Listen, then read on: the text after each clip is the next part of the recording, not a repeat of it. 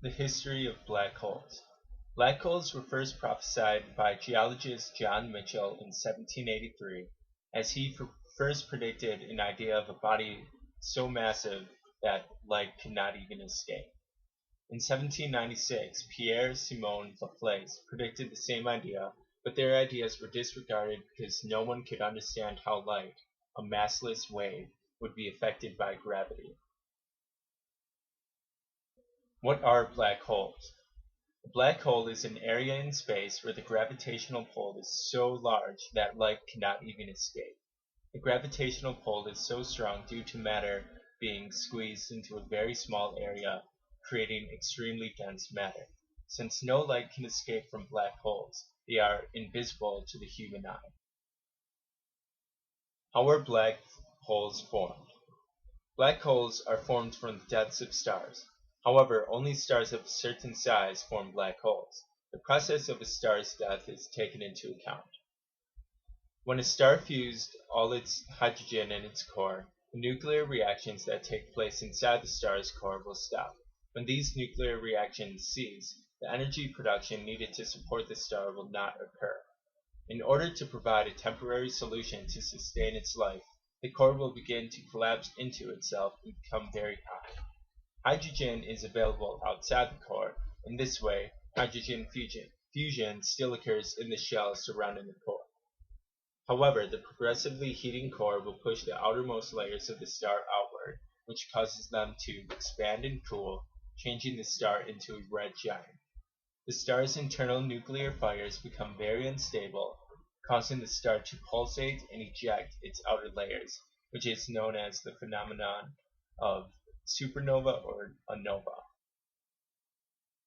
Depending on the size of the core, the recently dead star will become a white dwarf, neutron star, or black hole.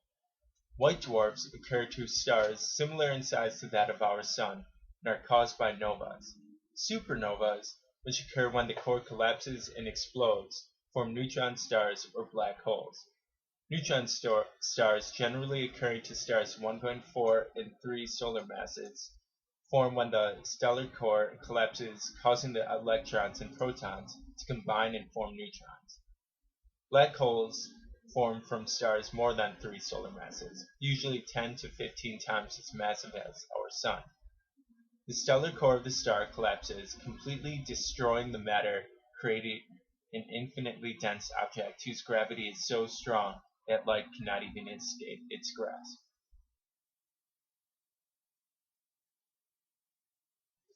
Detecting black holes.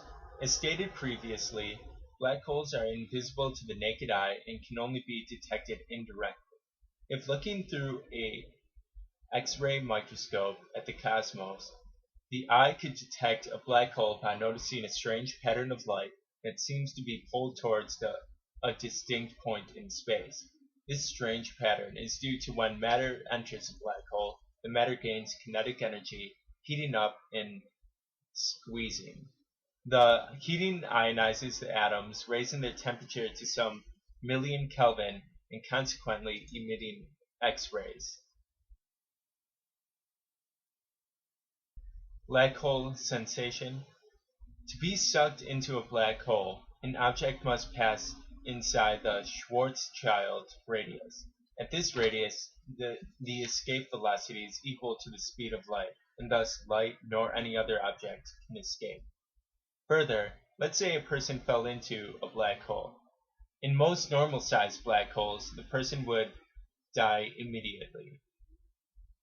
However, in ginormous black holes, after the person passed the event horizon, his or her body would be stretched until it snaps into disconnected atoms, which then would travel to the center of the black hole or singularity. There is speculation as to what occurs when the atoms hit the singularity, but there is no uniform agreement on any theory. Now, we will talk about the physics of black holes a little bit, and some of it relates to what we've been learning in class. The second fundamental principle of general relativity is that the presence of matter curves space. In this view, gravity is not a force, as described by Newton, but a curvature in the fabric of space, and objects respond to gravity by following this curvature of space in the vicinity of a massive object. The description of the curvature of space is the mathematically complicated part of general relativity involving metrics, which describe the way that matter curves space. An important property of light in regards to black holes is that light is affected by gravity, as we learned in class. This is important, as it means that light can be affected by black holes and will be sucked in since the escape velocity is faster than the speed of light due to the intense force of gravity. Einstein showed that the measurement of time is relative, depending on the reference frame of the person who is making the measurement. This is what we learned in class as time dilation, and what's important here is that a really similar process occurs due to gravity. In the presence of strong gravity, a timekeeper in a strong gravitational field will measure a slower time than one in the absence of gravity. A black hole is an object so compact that nothing can escape its gravity, not even light. Mathematically, a black hole is an object of zero size and infinite density, but finite mass, otherwise known as a singularity. Schwarzschild's calculation shows that the gravitational radius, also called the Schwarzschild radius or event horizon, provides an effective size for a black hole because nothing can escape from inside the gravitational radius and there can be no communication from objects inside the gravitational radius and the outside world. Black holes aren't gigantic vacuum cleaners sucking everything in the universe into their darkness, as some people like to believe. This is because black holes have finite mass and because everything in the universe is so far apart. Black holes are produced by massive stars as a natural part of the stellar evolutionary process.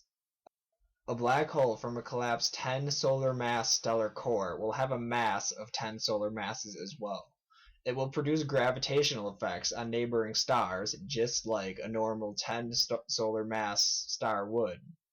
You need to get close to a black hole, as in near the gravitational radius, for its strong gravity to suck you in per se, or for general relativistic effects to be important.